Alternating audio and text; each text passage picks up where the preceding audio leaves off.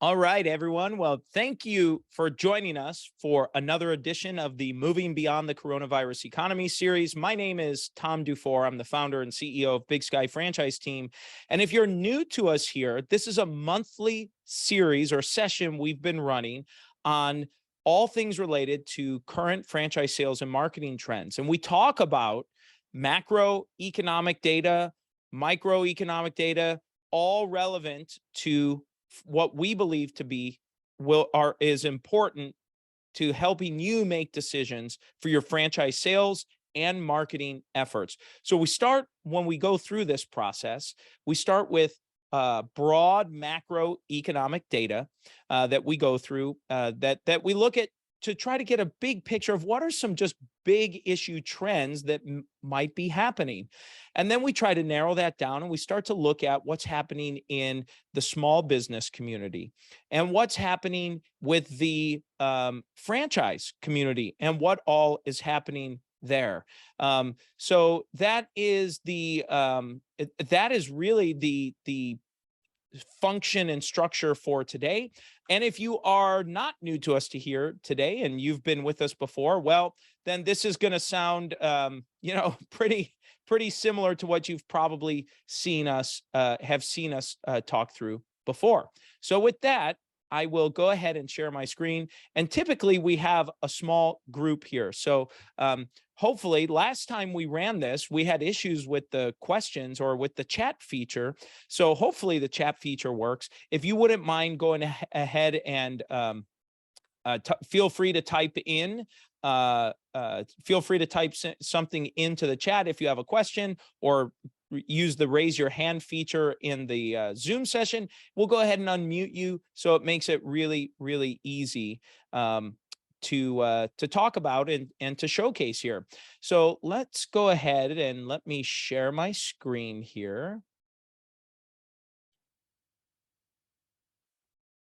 Hold on one second.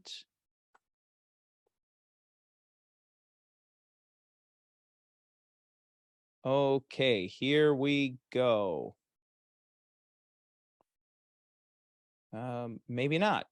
Sorry, guys. Sorry, I know this is a live session. Share screen. There it is. Here we go. Okay. All right. So the first place, if you're familiar, that we always like to start with is the Institute for Supply Management. And the Institute for Supply Management produces 3 reports now on what's happening with purchasing managers in these different segments. And you can see the 3 reports here. This is at ismworld.org, and you can see the manufacturing PMI, services PMI, and the hospital PMI. And we're going to be talking through each of these. So the first one that we're going to talk through is the manufacturing PMI, and it says the U.S. manufacturing sector grew in August as the manufacturing PMI registered 52.8%. The same reading in July. The manufacturing PMI continued to indicate sector expansion and U.S. economic growth in August. All 5 sub-indexes that directly factor into the manufacturing PMI, which includes new orders, production, employment, supplier deliveries, and inventories, were in growth territory. So you can see this 52.8% again. It's the exact same number as July. So August and July were the same. And you can see that it seems like it's maybe starting to level off. We'll see what happens next month. But we had seen this kind of steady decline from about March of 2021 in the PMI index, kind of this trend, you see this declining down. Not to be in my opinion, I don't think that's to be unexpected, given that we had a huge surge record. This number here in 2021 was a record reading for the report, and it's trending down and looks like it may be stabilizing just above that 50% marker. Now, 50% is the break even. It's the manufacturing economy break even line. So anything above it, we're growing. So it's nice to see that we're hopefully leveling off there. And anything under this 48.7% is indicating that the overall economy is contracting or is on its way to contracting. So overall, I think that's a good indication for us just to take a look at. Now let's take a look at services, and the services segment. And you can see from the trend here, it ticked up a bit. last month. And so it says in August, the services PMI registered 56.9%, a 0.2 percentage point increase compared to the July, excuse me, July reading of 56.7%. The 12-month average is 59.7%, reflecting consistently strong growth in the services sector, which has expanded for 27 consecutive months. And a reading above 50% indicates the services sector economy is generally expanding. Below 50% indicates that the services sector is generally contracting. So as you can see here, it's nice to see this seems to be stabilizing, kind of dipped down from late Q4 of 2021, kind of been trending downward, and it looks to be leveling off here around this mid to mid high 50% range that it seems to be leveling off at. And then we have the hospital PMI, which is the newest report that the Purchasing Managers Index that ISM is producing, and it shows that you can see here that the economic activity in the hospital subsector grew in August for the 27th consecutive month, say the nation's hospital supply executives in the latest hospital ISM report on business. The hospital PMI registered 53.5% in August, a 1.4 percentage point decrease from the July reading of 54.9%. The business activity index increased in August compared to July. So you can see here that the hospital has kind of been up and down here. So we had what looked to be a pretty high consistent growth in 2021. And then in 2022, it really fell off there. And then it's bounced back the last 4 or 5 months or so. And it seems to be leveling off at this low to mid 50% ish, 50 to 53 to maybe 56% seems to be kind of hovering in that range here the last few months. So what can we take from this data? Well, generally speaking, manufacturing, which is why I like to talk about manufacturing first, is a leading economic indicator. So what we see happening in manufacturing, generally we can look at and say, well, 12 to 24, maybe 36 months from now, we're going to be seeing that in the broader economy.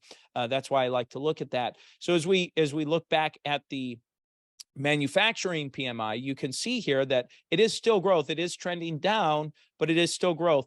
And so this, by the way, may be part of what we are starting to see with the economy slowing down and as part of that. So let's go ahead and jump into the unemployment rate.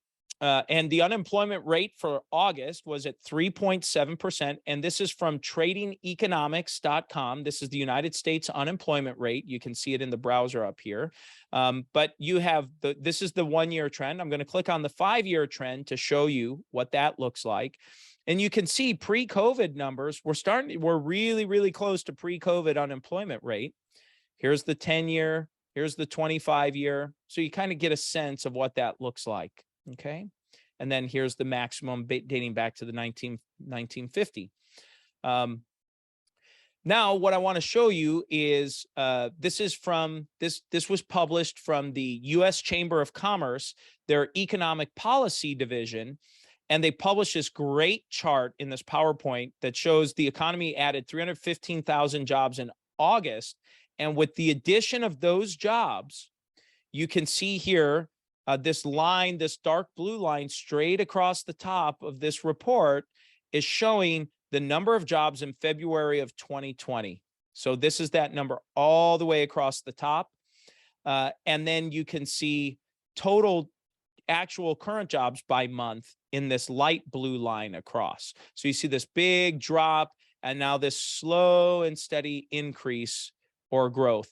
And what I find interesting here, and this is why the U.S. Chamber of Commerce is pointing this out, this is the first time that total employment, number of jobs has passed pre-COVID shutdowns, the pre-COVID lockdowns and shutdowns that happened. So you see it just tipping over that. So just by overall, it's nice to see. It's been about 2.5 years getting to that point from the lockdown, or 2 years and 4 months. So 28 months there to get back to this. So I think it's a great point, a great thing to point out that we're trending in this direction. So, positive sign. To obviously took a long time to get there, but we're back and hopefully now can start trajecting and growing beyond that. Okay. Inflation is still a hot button topic and something you need to know about. So the August numbers came out and showed that inflation is still crazy high right now. Another 8.3% increase in and for the consumer price index over a year ago, which is just astronomical when you think of that kind of inflationary rate. So this is the trend over the last year, and you can see it was 5.4 in September of last year, which you just started to see that trend happening. So this is the 5-year. I clicked on the 5-year just to showcase what this looks like. And you see on the far right, it goes 0%, 2%, 4%, 6%, 8%. So you can see that consistently the inflation rate was hovering somewhere between 2 to 4% over the last 5 years. Here's the last 10 years, even looking at that somewhere between 0 and about 3%, pretty consistently over the last 10 years. And here's the last, did I click on 25? Yeah, 25 years. You see a big spike here in 2007, 2008. You see a little, a big surge, but nothing quite like what we've seen here the last roughly 10 months or so. So obviously worthwhile noting and paying attention to. And as you're thinking about it, I mention this each week or each month as we go through this, but inflation does not seem to be coming back down at a fast enough clip here. So what we need to be talking to our franchise prospects about is if you're looking at buying a franchise and opening it, the sooner you start, the better it is for you. Just the reality, especially over the last year with inflation going as it is, especially for fixed location, hard assets, things that have large investment in either build out costs, furniture, fixture, equipment, inventory, all of that's going up every single month in terms of the expense of doing it.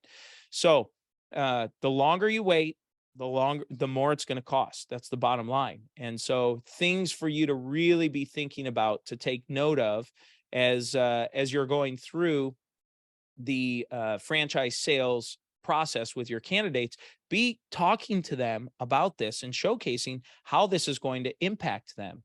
And so again, I want to be clear. We're not trying to use this as some, kind of way to manipulate someone. That is not the point. Far from it. We just want them to be aware that if they are going to do this, they need to, every day they wait is another day that the cost continues to go up pretty significantly. So make sure you're talking about that. Here's an interesting chart that I wanted to showcase. This is from the University of Michigan, their index of consumer sentiment. And this shows the previous 10 years of where consumer sentiment has been. So dating back to 2012, you can see the dotted line is monthly data, and the blue line is the 3-month moving average. So you can see from about 2012 until about 2020, you see that trend just consistently going up. And then you see a big drop here at the when the shutdowns and lockdowns happened from the coronavirus, started rising again in mid 2021, and then it really plummeted here down all the way down to last month. I mean, it's literally the lowest it's ever been, and it did edge up a tweak last month, or for the report that came out here recently for the month of August. But bottom line is it is at an all-time low still. So what does that mean? Well, the consumers are concerned about broad economic things that are happening, and certainly there's a lot going on. We've already discussed. We've got inflation at very high rates. We've got this war happening that's going on. Gas prices are up, right? So these things impact that consumer sentiment. With inflation being the biggest thing that's impacting the average consumer out there. So just things for you to know about when you're going into it. Speaking of coronavirus. Let's talk about that. So this is the Worldometer, where they list out the daily new cases, and this is daily new cases in the United States. And this data is fresh. I mean, I literally pulled this within the last hour. You know, we're live on September 16th here. So this is from Worldometer's coronavirus for the U.S. economy. And you can see here that cases, this is just daily new cases for the United States. It's trending down right now. It's the 7-day moving average is 56,000 cases nationally, which seems very low for us here. And you can see that big spike back in January that occurred and fell down pretty quickly, and where that's at. And what I always like to point out here is number of daily deaths. And as a whole, I mean, you know, the death rate is very, very low. When we start looking at this, it's 300, the 7-day moving average is 310 deaths. So it's just great to see that number fall and be low. Obviously, you know, deaths, you know, we don't want people dying, but as you look at the data, it shows that just the seniors, the elders are most at risk for this. So just to see that the daily deaths and cases down, all a positive sign for us, that you know, our immune systems are picking up on this and what we're doing. But just things for you to be aware of for your franchise prospects if they ask you about it.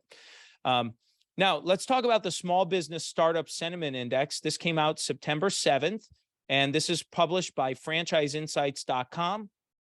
And the owners of that is Franchise Ventures. And this is very interesting. The survey was conducted August 25th through the 31st.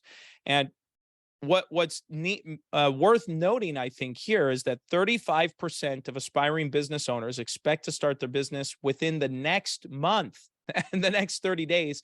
And almost 72% expect to start within the next 6 months. So what this says to me, and you can see this chart here. Let me go down to the 1 month chart. Hold on, I'm almost there. Here it is, right here. Startup scheduled shifts to within 3 months. So look at this surge here of the 1 month is this bright green line.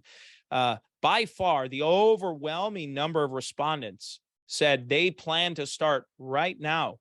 So chances are that your candidates are looking to start their business right now. They're not waiting for 7 months. They're not waiting for 6 months even. They want to start right now. Now you see this green line, this dark green, and this light blue line. The light blue is within 2 to 3 months.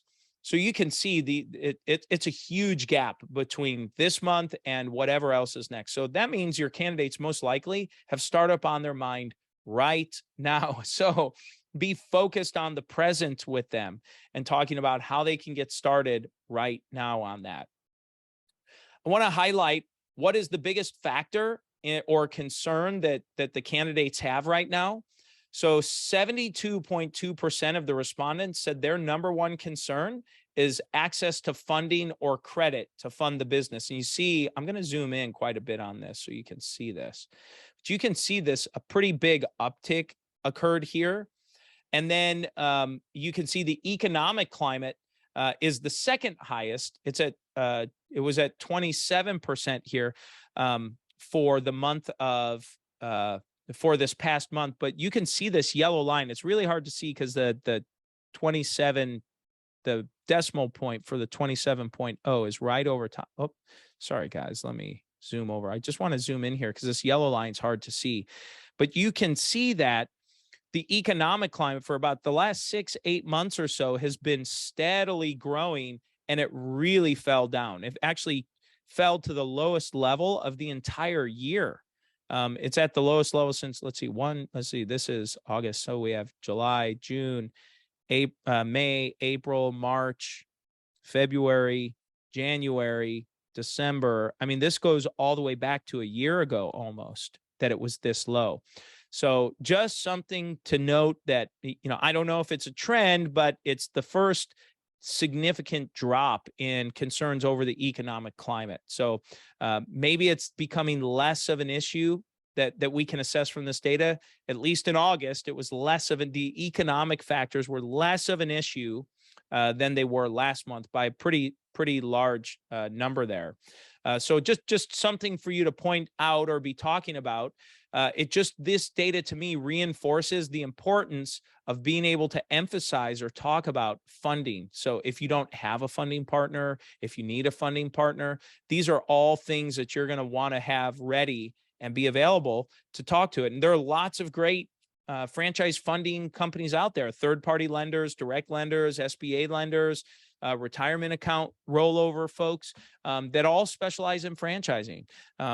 And so there are lots of great partners out there that do that. And if you need some referrals, we've got some referrals that we can send to you that specialize specifically in franchising.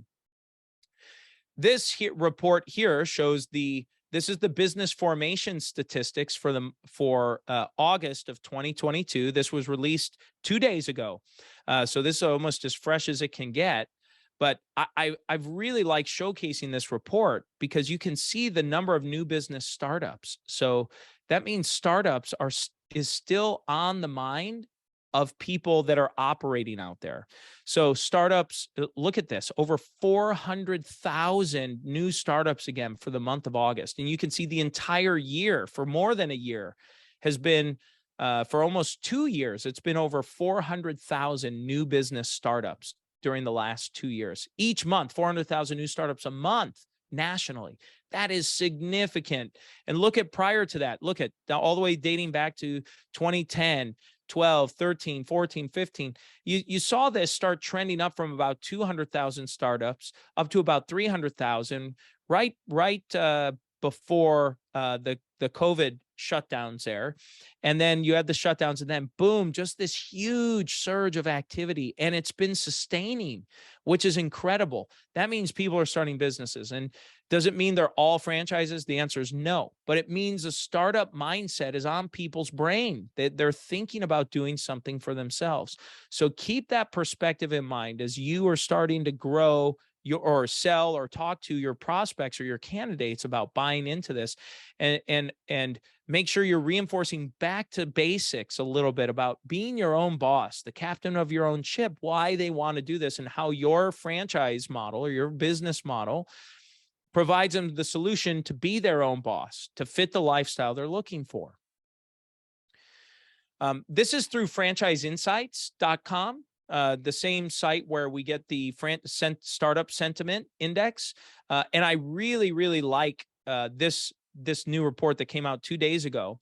And it says referrals and LTV, the best kept secrets in franchise lead generation. So it says 70% of portal leads visit your franchise website afterwards. And this was a survey that franchiseinsights.com conducted. So what's interesting is that if you look at this, so it shows 70% of portal leads let's see, prospect submits a lead on a portal site 100% of the time.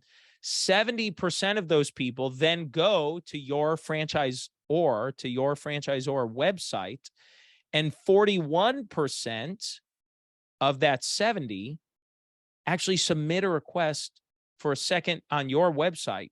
So they go to the portal, submit a lead, then they go to your website, and 40% of those people that submitted the portal lead actually submit a lead on your website. That to me is significant. That's significant to pay attention to, and why, and just worthwhile noting why it's probably a good idea to be listed on at least a portal, at least a franchise portal or two, to be doing that. And just if you're not on one or two, you might want to consider that just to drive direct leads to your website. So it's something that, as a hunch, as a franchise sales professional, it's something you generally know, and that I know, and my team know, just from when you've been doing it long enough, you see enough leads come through, you see this trend start to happen, you see this occur, but it's hard to quantify it. So it's nice to see. Excuse me. It's nice to see this these data sources coming through. All right, here's another interesting trend from franchise insights. So best practices for franchise lead generation. Prospects reveal their order of preferences for initial contact. So they've run this, they've run this report several times, but I just like to showcase this. This trend has actually changed. The last time we saw this report, it showed that actually first choice was text messaging. So first choice significantly. So when you're contacting your prospects, the number one choice today that prospects want to be contacted by is an email. More than half of the folks want an email. So if you break this into just say about half want an email, about a quarter prefers a text message, and about a quarter prefers, or about 20%, I guess, prefers the a phone call. So if you think about this, so second choice is text message, third choice is phone call. Now, something we advise and recommend to most of our clients is if you can, send an email, send a text message, and leave a message, because you never know which prospect's going to do what. If you only have to choose one, send an email. If you have to choose two, send an email and a text message. And then for that next one, that third choice would be an email. Now, this is for that initial contact. So as they move through the sales cycle, chances are they're probably going to answer your phone or want to have conversations with you along the line. But just worth noting as you're thinking about your franchise sales process. All right, this is one of the last categories we like to show here is just over the last 90 days, which franchise categories are the most active, meaning where are the most leads coming through the franchise ventures, franchise portals. Sorry, my screen is bouncing around here. The number one category still, and has been for about 2 years now, is home services. It's at 17.4%. Senior and healthcare is number two at 15.2%. Business services is 14.9%. Cleaning and maintenance is at 13.2%, and food and restaurant rounds out the top five at 11.2%. So you can see by far and above and away, these top five categories are the largest percentage of lead gainers there. Then we go to the bottom five in the top 10. Child related is surging again at 4.7, financial services 4.1, education 3.4, health and fitness 3%, and then pet services at 2.8. All good signs if you're in these categories of what's going. And then you can see the biggest gainers in terms of percentage increase compared to the same time period last year. Which categories are gaining? Automotive, computer and internet, food and restaurant is up 200%, home services up 188%, retail, health and fitness. So you can see these occurring there. So that is the presentation for today. Do we have any questions for folks who are on the line with us that you might have before we close out?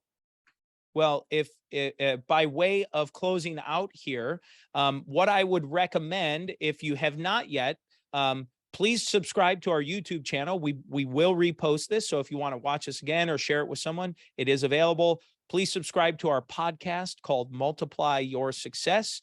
We publish a weekly podcast every week for you to gather and gain some more insight and information.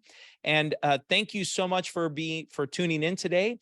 And we look forward to doing this session next month as we look at the trends, franchise sales and marketing trends for next month to reflect back on what happened in the month of September. Thanks so much. Have a great weekend, everyone.